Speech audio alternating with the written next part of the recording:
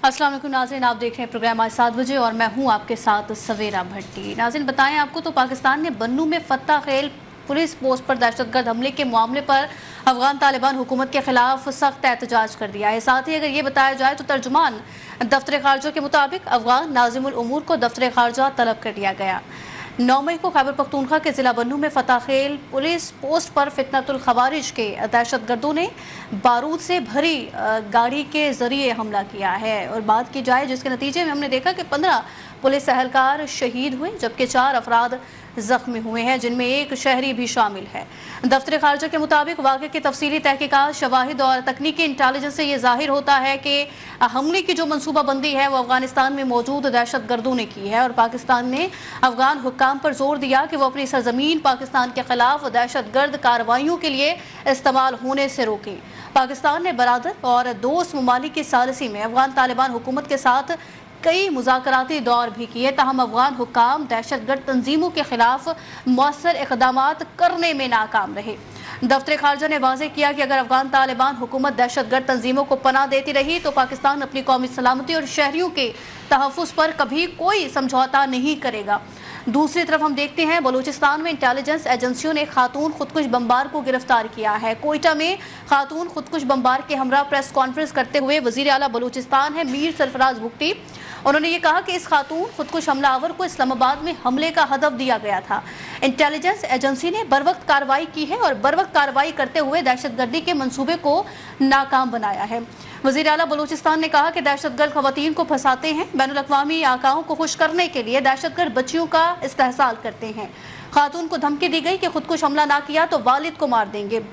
साथ ही अगर दूसरी बात करें तो अमरीकी सदर डोनाल्ड ट्रंप ने भी ट्रुथ सोशल पर एक बयान जारी किया है जिसमें उन्होंने कहा कि ईरान अमेरिका और बाकी दुनिया के साथ खेल खेल रहा है, ताखीर और सिर्फ ताखीर। ये खेल ईरान पिछले 47 साल से खेल रहा है। ईरान को जौहरी हथियार रखने की इजाज़त किसी सूरत नहीं देंगे, इनका यूरेनियम हासिल करेंगे। हो सकता है कि ईरान में दोबारा हमले भी करने पड़े। अमरीकी सदर डोनाल्ड ट्रंप ने जंग के खात्मे से मुतालिक अमरीकी तजवीज़ पर ईरान का जवाब एक बार फिर मुस्तरद कर दिया है। डोनाल्ड ट्रंप के मुताबिक अभी ईरान के नाम नहाद नुमाइंदों की तरफ से जो जवाब दिया गया उसे पढ़ा, जो मुझे बिल्कुल पसंद नहीं आया। ये मुकम्मल तौर पर नाकाबिल कबूल है। दूसरी तरफ अगर नाज़रीन ईरान की बात करें तो ईरान के सरकारी नशरियाती इदारे IRIB ने अमरीकी सदर डोनाल्ड ट्रंप की जानिब से ईरानी जवाब मुस्तरद किए जाने पर सख्त रद्द-ए-अमल देते हुए ये कह दिया है कि अमरीकी मंसूबा दरअसल ट्रंप की लालच के सामने ईरान के हथियार डालने के मुतरादिफ था। ईरानी सदर मसूद पेशेकियान ने यह वाज़ेह किया है कि मुज़ाकरात का मतलब हरगिज़ हथियार डालना नहीं बल्कि ईरान अपने कौमी मफादात और आवाम के हुकूक के तहफ़्फ़ुज़ के लिए मजबूत मौक़िफ़ के साथ बातचीत जारी रखेगा। इस हवाले से बात करने के लिए हमारे जो पैनलिस्ट है वो हमारे साथ मौजूद है। हमें ज्वाइन किया है सीनियर सहाफ़ी और तज्ज़ियाकार है फैसल हकीम साहब, सीनियर सहाफ़ी तज्ज़ियाकार इम्तियाज़ खान फ़ारान साहब, सीनियर तज्ज़ियाकार हैं आज़म मलिक साहब और जब्बार चौधरी साहब सीनियर तज्ज़ियाकार है, हमारे साथ प्रोग्राम में शरीक है। आज़म मलिक साहब से बात का आगाज़ करेंगे और उनसे बात करना चाहूँगी। आज़म साहब, जो सूरत हाल हमें नज़र आ रही है, अभी जो मैंने इंट्रो में भी सर कहा है, बन्नू के हवाले से, अफगान तालिबान रजीम के हवाले से और साथ ही जो एक खुदकुश बमबार खातून पकड़ी गई है सर, इस्लामाबाद एक बड़ी तबाही से बच गया है। इंटेलिजेंस एजेंसी ने बर वक्त कार्रवाई करते हुए दहशतगर्दी के मंसूबे को नाकाम बना दिया है।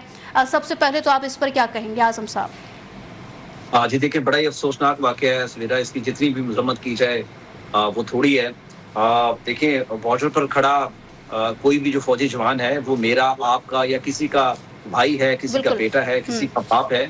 जब ऐसी शहादत की खबर सामने आती है यकीन करें दिल खून के आंसू होता है।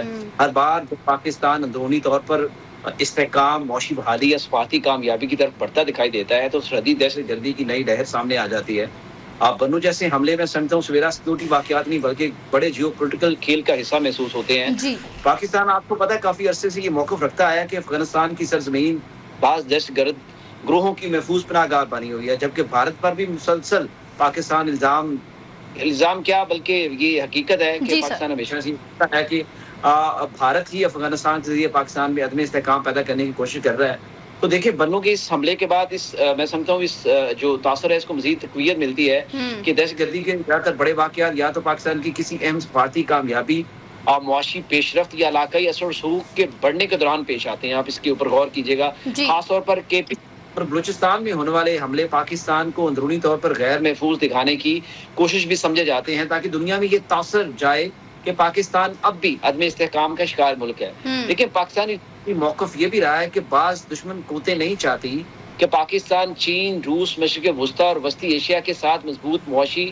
اور اسٹریٹجک تعلقات قائم کرے. اسی لیے میں سمجھتا ہوں دہشت گردی، پروپیگنڈا، سوشل میڈیا وار اور سرحدی کشیدگی کو ایک ساتھ استعمال کیا جاتا ہے تاکہ ریاست مسلسل دباؤ میں رہے. لیکن سویرا یہ بھی حقیقت ہے کہ ایسے حساس معاملات میں حتمی الزام جو ہے ہمیشہ شواہد، انٹیلیجنس معلومات اور ریاستی تحقیقات کی بنیاد پر ہی لگایا جاتا ہے. یہی وجہ ہے کہ جیسے یہ انفارمیشن ہمارے پاس آئی تو ہم نے فوری ڈوزیئر جو ہے افغانی ایمبیسی کو بھیجا.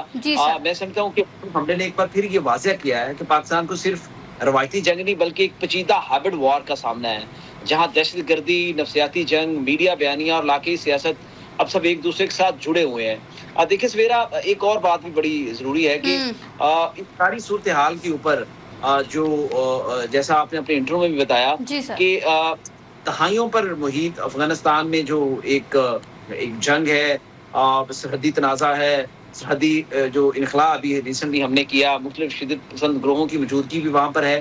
تو یہ ساری چیزیں مل کر جو افغانستان کے اندر سے وہ بھارت اپنی پراکسیز کے ذریعے اس کو مانیٹر کرتا ہے اور پاکستان کو عدم استحکام کا شکار بنا رہا ہے. تو میں سمجھتا ہوں کہ یہ وقت آ گیا پاکستان نے آپریشن غزب الحق کے ذریعے افغانستان کو یہ پیغام دیا ہے. لیکن میں سمجھتا ہوں کہ پھر بھی کہیں نہ کہیں پہ ہمارے کچھ جو اسلامی بھائی تھے اسلامی کنٹری سے، انہوں نے، آپ کو یاد ہوگا، عید کے اوپر کہا تھا کہ آپ کچھ عرصے کی جنگ بندی کریں، اور ہم نے ان کی بات مانی. تو پاکستان کو انہی ممالک کو یہ بتانا چاہیے کہ آپ کے کہنے کے اوپر ہم نے یہ حملہ کیا. دوسری بات آپ نے بلوچستان میں بھی کی ہے. میں سمجھتا ہوں کہ شارٹلی انتہائی تشویشناک یہ پیش رفت میں اسے سمجھتا ہوں.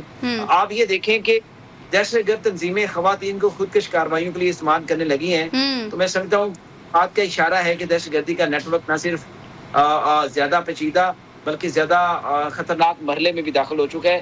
کیونکہ دہشت گرد تنظیمیں جب خواتین کا استعمال شروع کر دیں تو اس کا مطلب ہے کہ ان کی جو مین جو بیک بون ہے وہ ٹوٹ چکی ہے، اور اب خواتین کا استعمال شروع کرتے ہیں. اس کا مقصد سیکیورٹی حصار کو توڑنا نہیں ہوتا، ٹیکنیکلی آپ اس کو سمجھیں کہ نفسیاتی دباؤ بڑھانا بھی ہوتا ہے، کیونکہ خواتین عوامی طور پر ان پر شک کم کیا جاتا ہے. یہی وجہ ہے کہ ایسے واقعات سیکیورٹی اداروں کے لیے میں سمجھتا ہوں کہ ایک نئے چیلنج کے طور پر دیکھے جا رہے ہیں، اور سیکیورٹی ادارے اس سے نبٹنے کے لیے نبرد آزما ہیں. اور دہشت گرد تنظیمیں جو ہیں خوارج ہندوستان جتنی بھی کوشش کر لیں، اب پاکستان چونکہ ٹیک آف کر رہا ہے، میں سمجھتا ہوں یہ آپریشن اب کافی نہیں ہے، بلکہ انٹیلیجنس، بارڈر کنٹرول، ڈیجیٹل نگرانی، مقامی آبادی کا اعتماد، جو کبھی کبھی فرحان صاحب کہتے ہیں فتنات المقامیہ، ان کے ساتھ بھی نپٹنا وقت کی اہم ضرورت ہے. شدت پسند بیانیے کے خلاف میں سمجھتا ہوں کہ فکری جنگ جو ہے وہ ایکولی اب اہم ہو چکی ہے، کیونکہ دہشت گردی کا جو اصل ہدف ہے وہ صرف جانی نقصان نہیں بلکہ خوف، عدم استحکام اور ریاستی ریٹ کو چیلنج کرنا ہے، اور اس سے نپٹنے کے لیے جو ہے سیکیورٹی ادارے پوری طرح سے کام کر رہے ہیں. سیکیورٹی ادارے پوری طرح سے کام کریں، آپ کو پوائنٹ آ گیا. جبار صاحب سر، آپ کیا کہیں گے؟ کیا گورنمنٹ ہے انٹیلیجنس ایجنسی کی جانب سے جو کامیاب کارروائی کی گئی ہے سر اس پر؟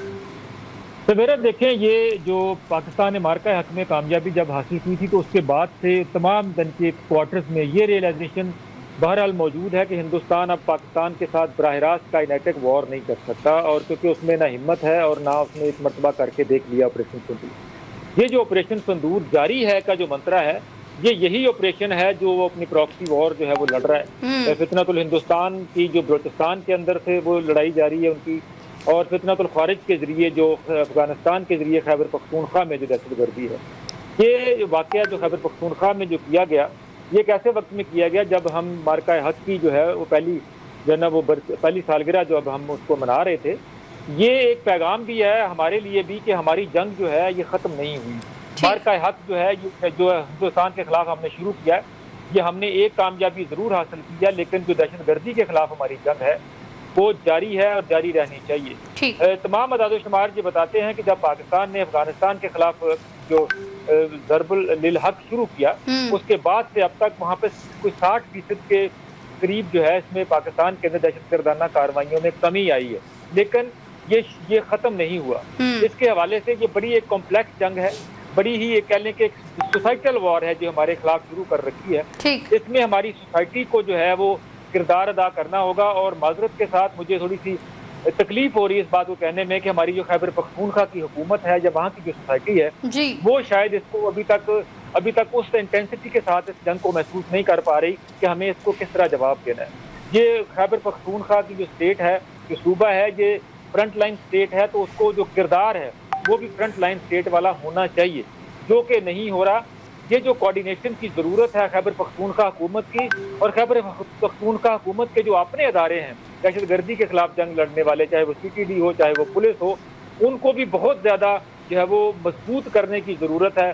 انٹیلیجنس مربوط ایک نیٹ ورک کی ضرورت ہے، جو میرا خیال ہے وہاں پر تھوڑی سی مسنگ ہے. ہمیں جو ہے وہ چیزوں کو ریئلائز کرنا چاہیے کہ یہ سوسائٹل وار ہے، یہ کائنیٹک وار اب اس طرح نہیں ہے جس طرح پاکستان نے مارکا حق میں کامیابی سمیٹی تھی. اس لیے ہندوستان کی جب موقع ملتا ہے تو وہ افغانستان کے ذریعے جو ہے وہ کارروائیاں کر رہا ہے. اور دوسری طرف دوسرا جو فینومینا ہے بلوچستان والا، یہ تیسری یا چوتھا واقعہ ہے جب اپنا انٹیلیجنس اداروں نے خواتین کو جو ہے دہشت گرد جو بن رہی تھیں یا خود کچھ بمبار ان کو بنایا جا رہا تھا.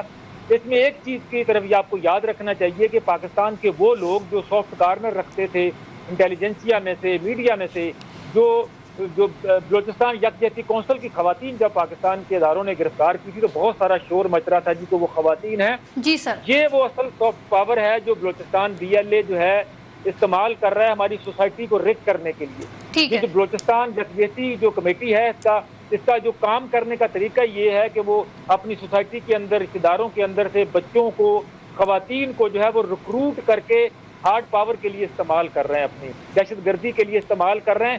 اس میں بہت حد تک کمی آئی ہے کیونکہ بہت زیادہ ایکسپوز کر کے ریاست نے، ہمارے قانون نافذ کرنے والے اداروں نے بہت زیادہ ان کے اوپر کام کیا ہے.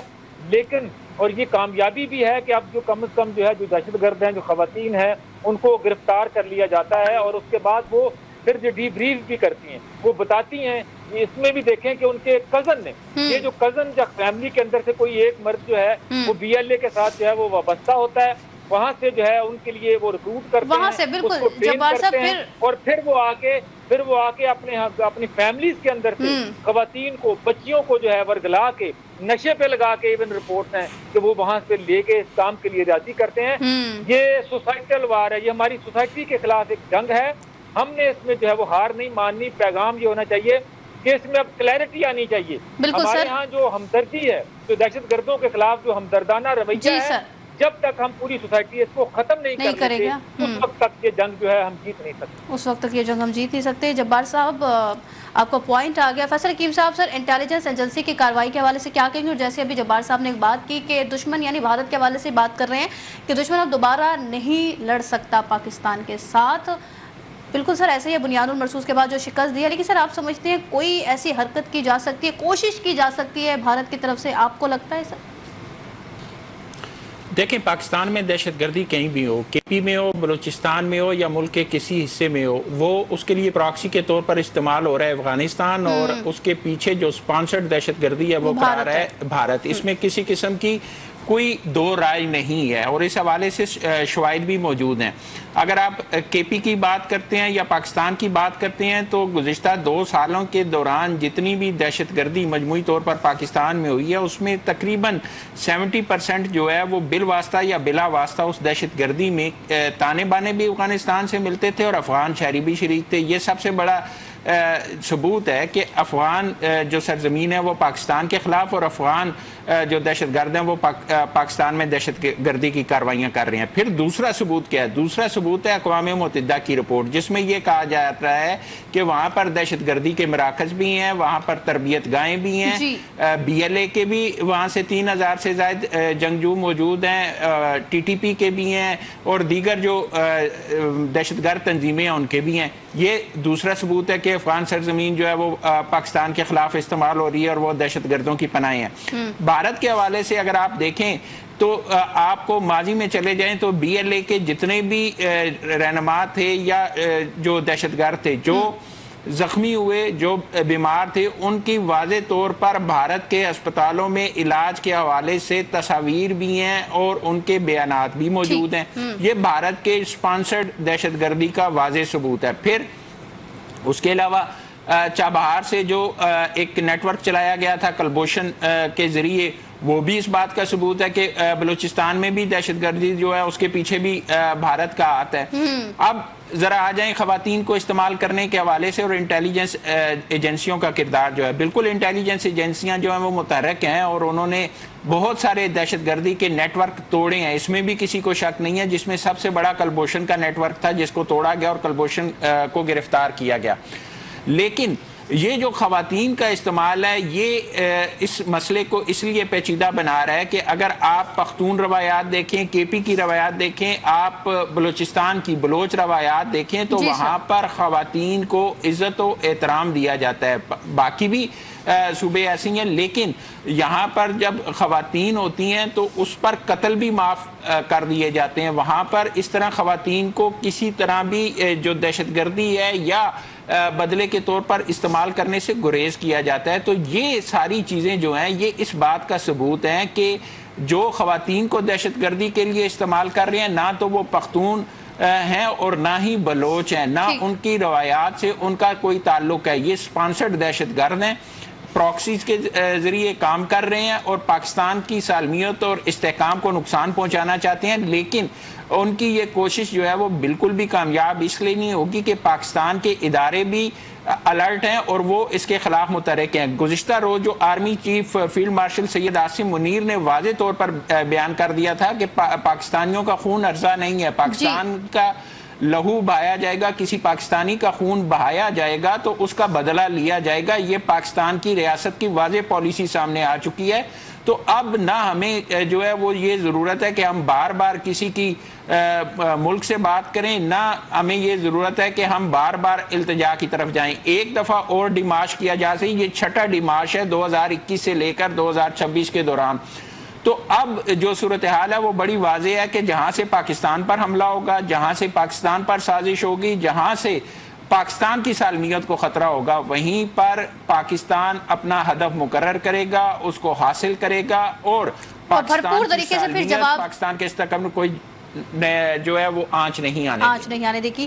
امتیاز صاحب، فیصل صاحب نے سے جو بات کی ہے اس پر آپ کا کیا موقف ہے، کیا رد عمل اور کیا کہنا چاہیں گے؟ جیسے انہوں نے کہا کہ جہاں سے بھی پاکستان پر حملہ ہوا یا کوئی سازش ہوئی یا کچھ بھی ہوا تو پاکستان فوری طور پر اور بھرپور طریقے سے جواب دے گا۔ سر بسم اللہ الرحمن الرحیم، ہر دم درود و سلام محمد آل محمد صلی اللہ علیہ وسلم پر۔ دیکھیں، یہ ہم سب جو پارٹیسپینٹ بیٹھے ہیں، اعظم بھائی، جبار صاحب، ہمارے فیصل صاحب، ہم خود بار بار اس پروگرام میں یہی بات کر چکے ہیں کہ خاص طور پر بنیاد مرصوص مارکہ عہد کے بعد اب پراکسی کرنی ہے ہندوستان میں، اور پراکسی کرے گا، اور اس میں خدا نخواستہ اضافہ بھی ہو سکتا ہے۔ جیسے چودھری صاحب فرما رہے تھے ابھی کہ عوام کی ہماری زیادہ اب ڈیوٹی ہے، ذمہ داری عوام کی زیادہ ہے، کیونکہ ہمارے درمیان گھس کر یہ چھپ جاتے ہیں اور ہمارا ہی جو سہولت کار ہوتے ہیں علاقے کے لوگ ہی ہوتے ہیں کہیں نہ کہیں، اور جو کہ مقامی آبادی کے اندر ہی شامل ہوتے ہیں۔ تو عوام کو بھی اپنا اب زیادہ کردار ادا کرنا پڑے گا۔ یہ خدا نخواستہ یہ بھی ہو سکتا ہے خیبر پختونخوا بلوچستان کے بعد کے علاوہ بھی کہیں کوئی اس طرح کا کارروائی کی جا سکے، اور یہ ماضی میں بھی ہم دیکھتے رہے ہیں کہ جب پاکستان میں کوئی اہم قومی دن آتا تھا یا کوئی اہم دن آتا تھا، جب کوئی نہ کوئی دہشت گردی کی واردات ضرور ہوتی تھی، چاہے وہ کراچی میں ہو یا خیبر پختونخوا میں، یا کراچی بھی ایک زمانے میں بہت زیادہ اس معاملے میں ایکٹیو رہا ہے، اور ابھی بھی اگر ہم دیکھیں تو دونوں خواتین اس سے پہلے جو یہی بلوچستان کے حوالے سے جن کو اداروں نے تحویل میں لیا تھا، وہ کراچی سے ہی سب کچھ ہوا تھا۔ اور کراچی یونیورسٹی کا جو واقعہ ہوا اس میں بھی ایک خاتون کی شمولیت تھی، اور ایک جو تھی ان کو گھر چھوڑ دیا تھا انہوں نے کہ بھائی انہوں نے معافی مانگی، اس کی فیملی نے بھی کہا کہ بھائی زبردستی کی گیا، جیسے اس بچی نے کہا ہے کہ انہیں کہا گیا کہ اگر تم سوسائڈ اٹیک نہیں کرو گے تو تمہارے والد کو مار دیا جائے گا۔ سب یہ ساری چیزیں ہیں، اسٹیبلش ہیں، موجود ہیں، یہ صرف اداروں کے پاس ہی نہیں ہے، میڈیا کے پاس بھی، اور یہ رپورٹ بھی ہوتا ہے۔ لیکن ہم نے ایک ایسا ماحول بنایا ہوا ہے ظلم و زیادتی کا کہ جناب یہ ظلم ہے، یہ زیادتی ہے، اور ایمانداری سے بتائیں، ہم چاروں پانچوں پارٹیسپینٹ بیٹھے ہیں، ہم ساری بات نہیں کرتے جو ہمیں کرنی ہوتی ہے۔ کہیں بھی کوئی بات کرنی ہو، چاہے وہ اسٹیبلشمنٹ کے حوالے سے ہو، چاہے عدلیہ کے حوالے سے ہو، چاہے حکومت کے حوالے سے ہو، یا کسی بھی ادارے کے حوالے سے ہو، ہم سب کھل کے بات کرتے ہیں، اس کے اوپر اپنے تحفظات کا اظہار کرتے ہیں، شکایت ہو تو شکایت بھی کرتے ہیں، لیکن ایک پیرامیٹر ہوتا ہے اس کے درمیان کرتے ہیں. تو یہ بلوچستان اور خیبر پختونخوا میں خاص طور پر, اور یہ ایک زمانے میں ہمارے سندھ میں بھی رہا, اور کیونکہ ہمارے یہاں ایک شاگرد تحریک چلی تھی, میں اس وقت اسکول میں تھا, اس میں بہت ہم نے پارٹیسپیٹ کیا, تو یہ اس وقت بھی وہ اب یہاں سے نکلا, وہاں پر کوئی بھی کارروائی ہوتی ہے اس کو تعصب کا رنگ دے دیا جاتا ہے کہ شاید کسی خاص وجہ سے کارروائی ہو رہی ہے, کسی خاص وجہ سے کوئی اقدامات ہو رہے ہیں, تو اس کو بھی ہمیں ایک معاملے کو آگے, مثال کے طور پہ میں ایک کلپ دیکھ رہا تھا وزیر اعلیٰ بلوچستان کا سرفراز بگٹی صاحب کا, کہ وہ اسی سے متعلق کوئی پریس کانفرنس تھی, تو اس میں کسی صاحب کو انہوں نے باہر نکالا کہ وہ قومی ترانے کے اوپر کھڑے نہیں ہوئے تھے, اور یہ اچھا اقدام تھا. اب اس کو بھی دوسرے رنگ میں لیا جا رہا ہے, دوسرے رنگ میں بات کی جا رہی ہے. دیکھیں کسی بھی ملک کا جھنڈا اور ترانہ وہ سمبولک نہیں ہوتا, سمبولک نہیں ہوتا, وہ آپ کی کور کا یعنی ہارٹ کا ایک حصہ ہوتا ہے, ہونا چاہیے. اگر اس کو ہی آپ رسپیکٹ نہیں کر سکتے تو کس کو کریں گے؟ تو یہ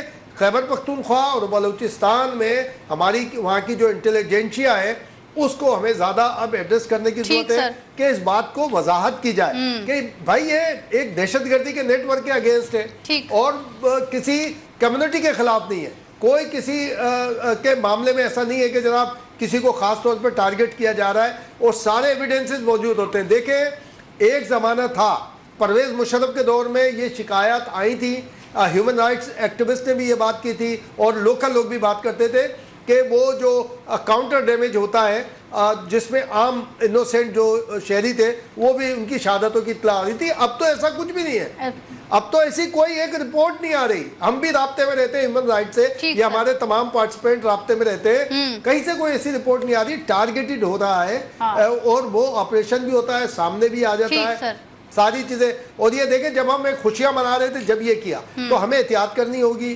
جیسے چودھری صاحب کہہ رہے تھے ہماری اب سوسائٹی کو بھی زیادہ ایکٹیو ہونا پڑے گا اور ہر چیز پہ نگاہ رکھنی پڑے گی, اور تعصب کی نگاہ سے نہیں دیکھنا پڑے گا, تعصب کی نگاہ سے نہیں دیکھنا پڑے گا. بالکل امتیاز صاحب, خودکشی جو ہم دیکھ رہے ہیں خواتین کو دہشت گردی کے لیے استعمال کیا جا رہا ہے, وہ ایک خطرناک رجحان بن رہا ہے.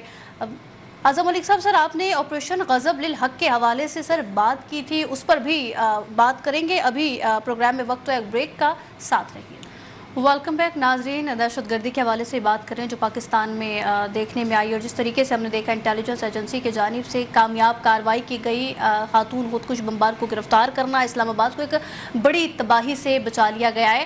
فیصل حکیم صاحب, سر ہم دیکھ رہے ہیں مذاکرات کے حوالے سے بھی ہم نے یہ صورتحال دیکھی, پاکستان اور افغان طالبان کے درمیان کئی مذاکراتی دور ہو چکے ہیں لیکن عملی نتائج سامنے نہیں آئے افغان طالبان رجیم کی وجہ سے. سر اب آپ سمجھتے ہیں کوئی امکان ہے مذاکرات کا, یا آپ سمجھتے ہیں سر اب ساری چیزیں ہی ختم ہو چکی ہیں, کوئی مذاکرات کا امکان اب آنے والے دنوں میں ہمیں نہیں نظر آئے گا؟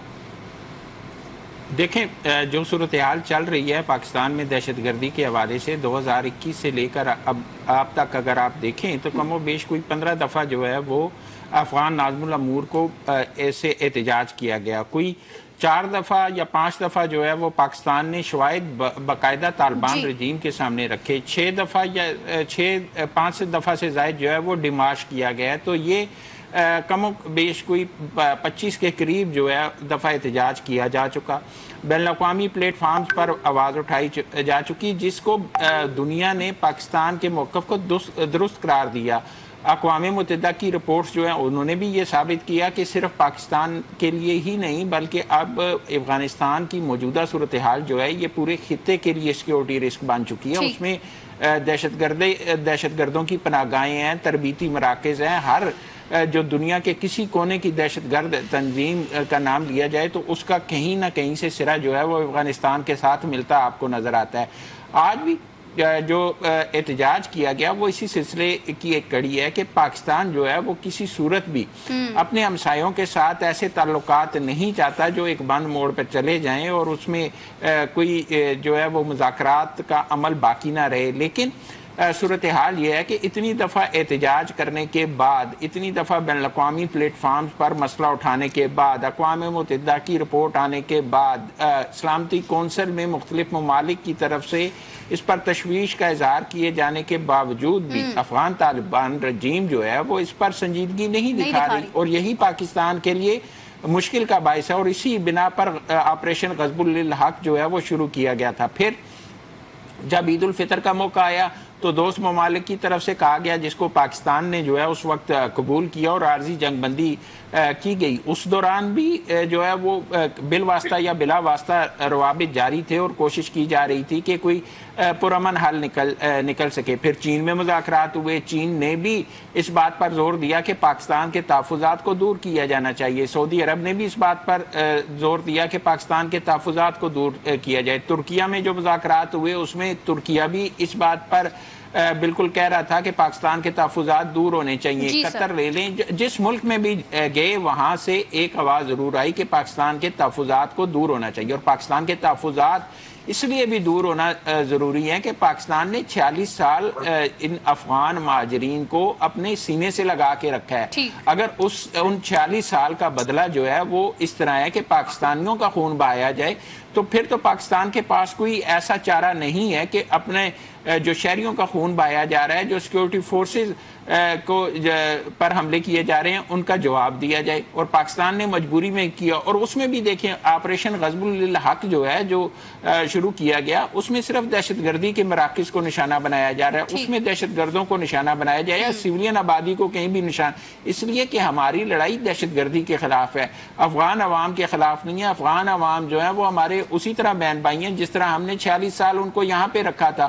تو پاکستان جو ہے وہ بالکل آخری حد پر جا کر ایسا کرنے پر مجبور ہو رہا ہے، اس لیے پاکستان کی اب بھی یہ کوشش ہے کہ جو پاکستان کے تحفظات ہیں تحریری طور پر افغان طالبان رجیم جو ہے وہ ان کو دور کر دے اور بات کی یقین دہانی کرا جائے، دو معاہدے پر عمل درآمد کر دے، تو شاید اس طرح کے مسئلے نہیں ہوں گے۔ اور یہی صورتحال اس لیے ہمیں دیکھنے ہے کیونکہ پاکستان نے غزب الحق میں بھی ہم نے دیکھا تعطل کیا، اور اب D G I S P R صاحب کی جانب سے یہ بات واضح کی گئی کہ یہ تعطل عارضی ہے، اگر افغانستان سے کوئی اس طریقے کی حرکت نہیں ہوگی تو یہ ایسے ہی تعطل رہے گا۔ لیکن بہرحال صورتحال بالکل یکدم تبدیل ہوتی جا رہی ہے اور افغان طالبان رجیم جو ہے وہ باز آنے کا نام نہیں لے رہی۔ ایران امریکہ جنگ کے حوالے سے بھی بات کر لیتے ہیں۔ ہم نے دیکھا ٹروتھ سوشل پر امریکی صدر ڈونلڈ ٹرمپ کی جانب سے آئے روز ہی کوئی بیان آتا ہے اور صورتحال یکدم تبدیل ہو جاتی ہے۔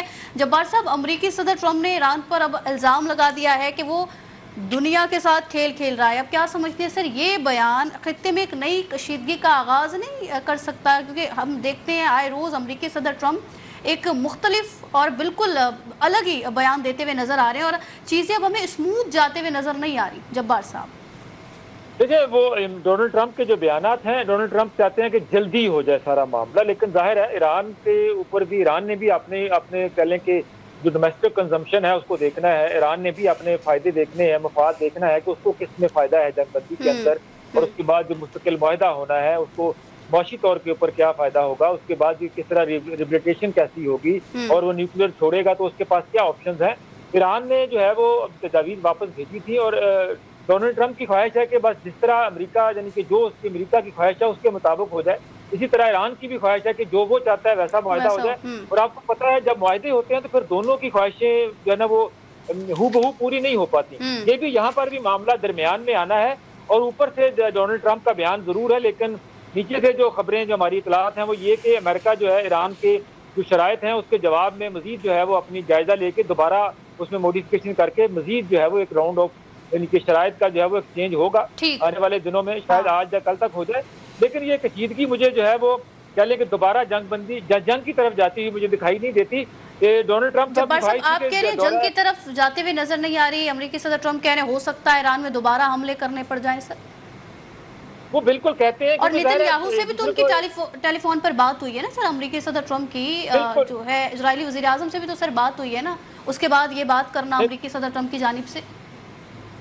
دیکھیں، ڈونلڈ ٹرمپ کی بالکل بات ہوئی ہے، نیتن یاہو کی خواہش ہے کہ یہ معاملہ جو ہے وہ دوبارہ جنگ کی طرف چلا جائے، دوبارہ سے یعنی کہ ایران جو ہے بالکل اس کو ایلیمینیٹ کر دیا جائے۔ لیکن امریکہ کو یہ احساس تو ہو چکا ہے کہ پوری طرح کسی یعنی کہ اس کے اوپر فتح پانا یا ایلیمینیٹ کرنا، یا وہاں پہ اپنی فوج کو بھیج کے جب وہاں پر جیسے افغانستان کی طرف کا ایک آپریشن کرنا، یہ تو ممکن نہیں ہے۔ یہ بات تو امریکہ نے جو ہے وہ سوچی، اور امریکہ آپ کو پتا ہے کہ ان کے وزیر خارجہ مارکو روبیو اعلان کر چکے ہیں کہ جو آپریشن ایپک فیوری تھا وہ ختم کر دیا انہوں نے، بھلے انہوں نے اپنا جب وہ کانگریس سے جو منظوری نہ لینے، لیکن جبار صاحب ان پر اعتبار بھی تو نہیں کیا جا سکتا نا، وہ کہہ رہے ہیں ختم کر دیا، ہم کیسے مانے سر؟ اعتبار کیا جا سکتا ہے امریکی صدر ٹرمپ پر؟ ہاں بالکل، ہم اس لیے مانے کہ ہم دیکھیں کہ اس وقت جو ہے وہ جنگ نہیں ہو رہی، ٹھیک۔ اور جنگ بندی جو پاکستان نے کروائی تھی اپریل کے مہینے میں، وہ ایک مہینہ ہو گیا ہے، وہ ایز اٹ از جاری ہے۔ تو بالکل، جب یہ تو جنگ ہے بندی سر۔ ہے اور نئی جنگ نہیں شروع ہو رہی، جس کا مطلب ہے ہمیں اعتبار کرنا چاہیے کہ جنگ بندی موجود ہے۔ ٹھیک۔ باقی جو بیانات ہیں وہ ایک دوسرے کو دباؤ میں لانے کے لیے، تاکہ جلدی سے جلدی جو ہے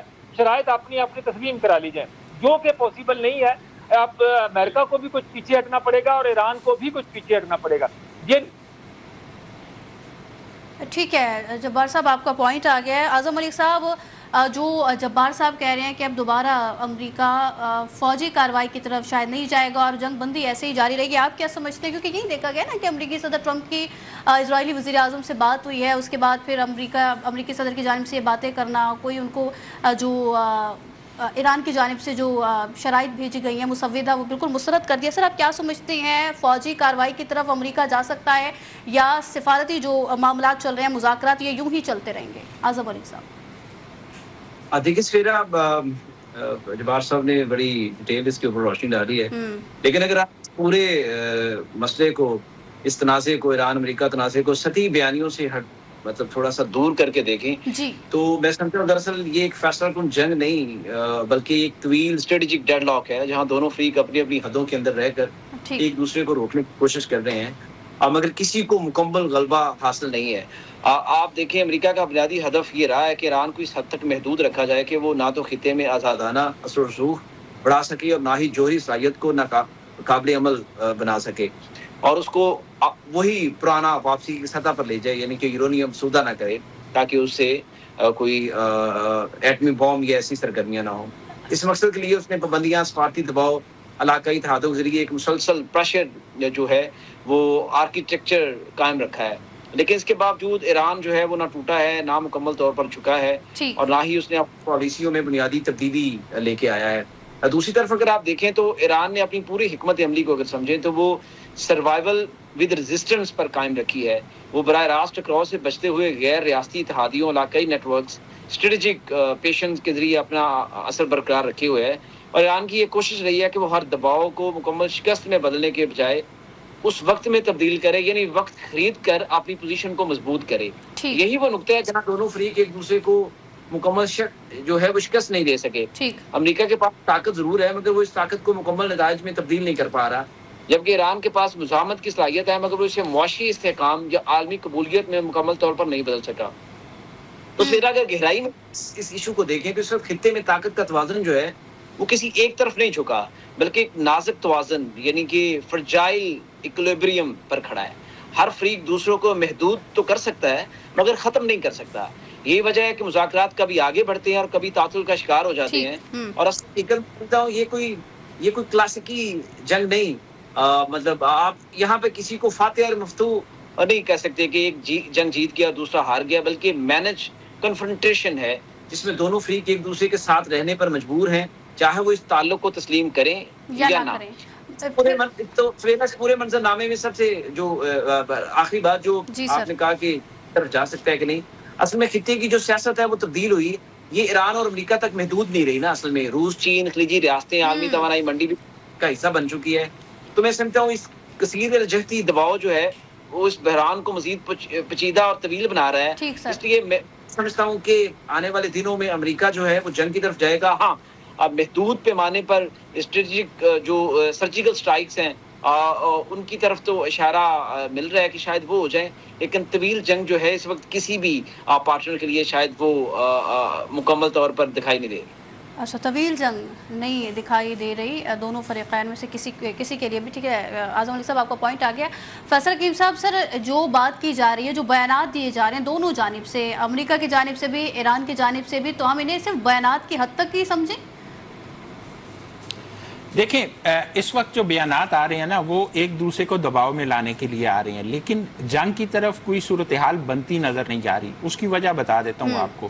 سب سے پہلے یہ دیکھیں کہ اس وقت جو مذاکرات کا سلسلہ ہے دونوں طرف سے ایک ہی بات بار بار دہرائی جا رہی ہے، اور آج بھی ایرانی وزارت خارجہ نے بڑا واضح طور پر کہا ہے کہ صرف پاکستان ہے. دوسرے ممالک بھی اپنی اپنی کوشش کر رہے ہیں, لیکن ثالثی کا کردار صرف پاکستان کا ہے. دونوں طرف سے جو پیغامات آ رہے ہیں, جو شرائط آ رہی ہیں, پاکستان وہ ایک دوسرے کو بھجوا رہا ہے. گزشتہ روز بھی وزیر اعظم نے تقریر کے دوران کہا تھا کہ ایران کی طرف سے جو مطالبات تھے وہ ساری ایک جو چیزیں تھی پاکستان کے پاس آئیں, اور فیلڈ مارشل نے جو ہے وہ آگے امریکہ کو بھجوا دی. اب دوسری چیز کہ آگے صرف پاکستان تھا, لیکن اب اس میں مشرق وسطیٰ کے ممالک بھی پاکستان کے ساتھ مل گئے ہیں. پہلے پاکستان جو ہے وہ مشرق وسطیٰ کے ممالک کو روک رہا تھا کہ وہ اس جنگ میں براہ راست حصے دار نہ بنے, جس میں پاکستان کو کامیابی ہوئی اور گریٹر اسرائیل کا ایک خواب جو ہے وہ چکنا چور ہوا.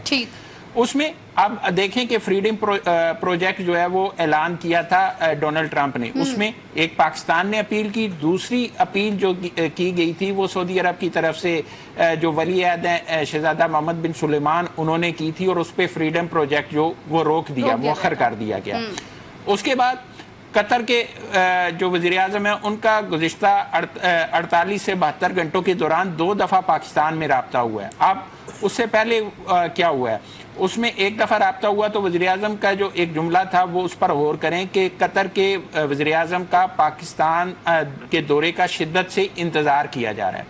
اب قطر کے وزیر اعظم جو ہیں اس دوران ان کی مارکو روبیو سے ملاقات ہوتی ہے, اس کے بعد جو میامی میں ملاقات ہوتی ہے اس میں اسٹیو ویٹکاف بھی ہیں, اس میں جیرڈ کشنر بھی ہیں. یعنی یہ مکمل جو مذاکراتی عمل کی ٹیم ہے اس کے ساتھ قطر کی جو وزیر اعظم ہیں ان کی ملاقاتیں بھی امریکہ میں ہو رہی ہیں. قطر پاکستان کو بھی جو ہے وہ ساتھ رابطے میں رہ رہا ہے. آج کی جو تازہ ترین ڈیولپمنٹ ہے اس میں دیکھیں کہ پاکستانی وزیر خارجہ کی اپنے سعودی ہم منصب سے بات ہوتی ہے, اور اسی طرح جو ایرانی وزیر خارجہ ہیں ان کی بھی سعودی ہم منصب سے بات ہوتی ہے. اس کا مطلب یہ ہے کہ ثالث جو ہے وہ لیڈ پاکستان ہی کرے گا.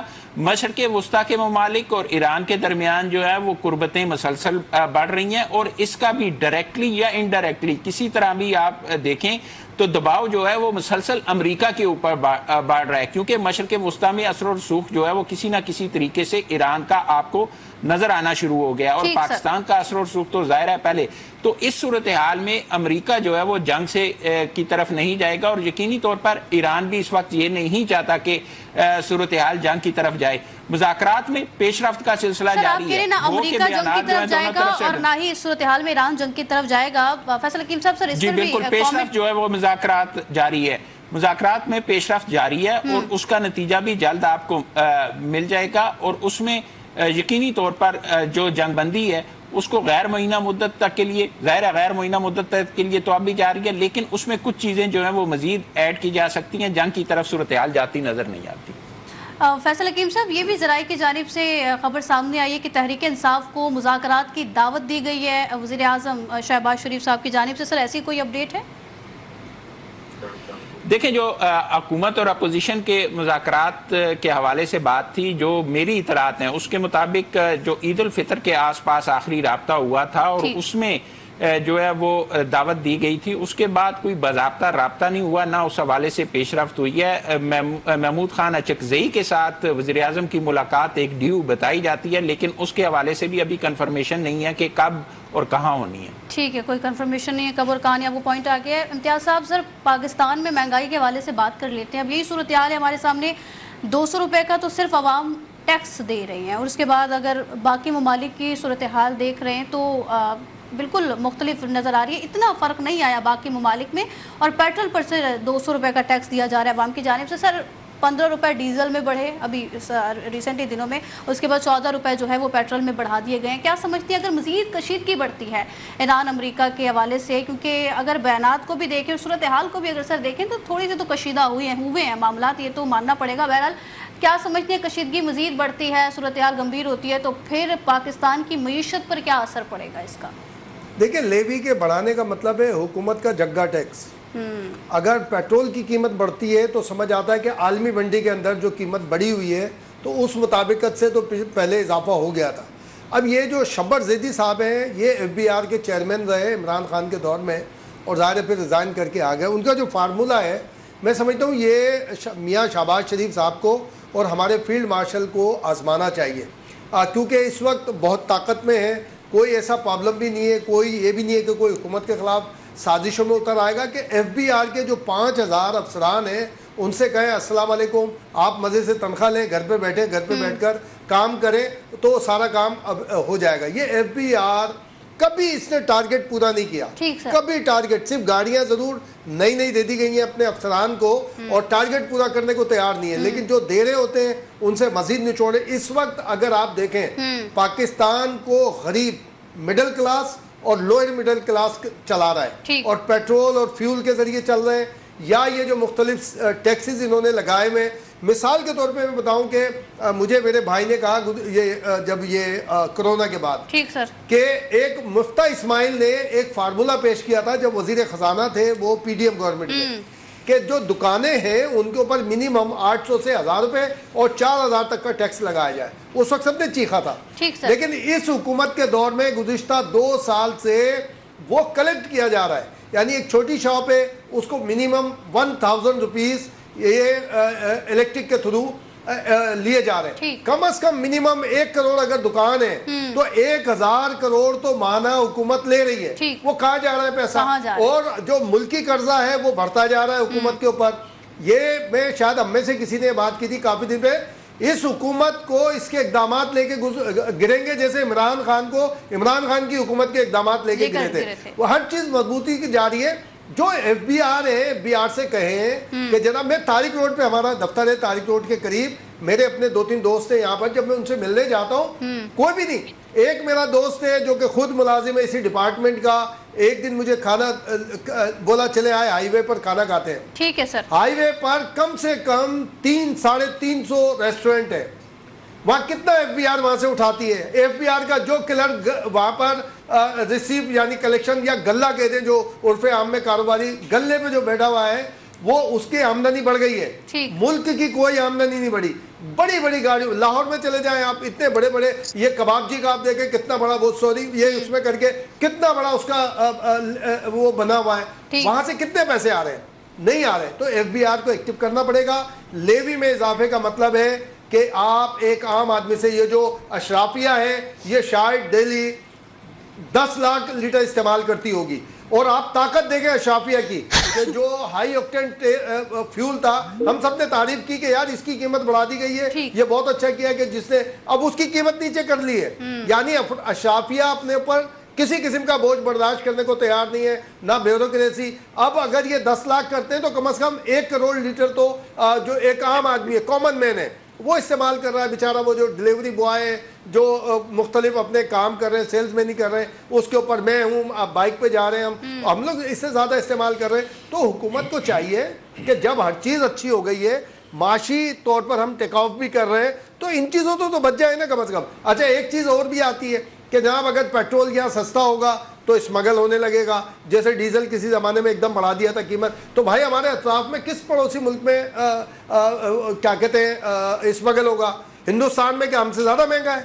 کیا چائنا ہم سے لے کے جائے گا؟ چائنا اسمگلنگ ہونے لگے گی. ایران میں آلریڈی ویسی سستا ہے. تو یہ ہمیں لیوی جو بڑھانے کا مطلب یہی ہوتا ہے بھائی اس کا کوئی راستہ نکالیں, FBR کو بٹھائیں, اور یہ جو پاکستان کے انویسٹرز کی بلیک میلنگیں نکلیں کہ جناب یہ ٹیکس ہو گیا, اور یہ خود FBR والے راستہ دکھاتے ہیں کہ جناب یہ آپ احتجاج کی راستہ دو, ہم احتجاج کریں گے.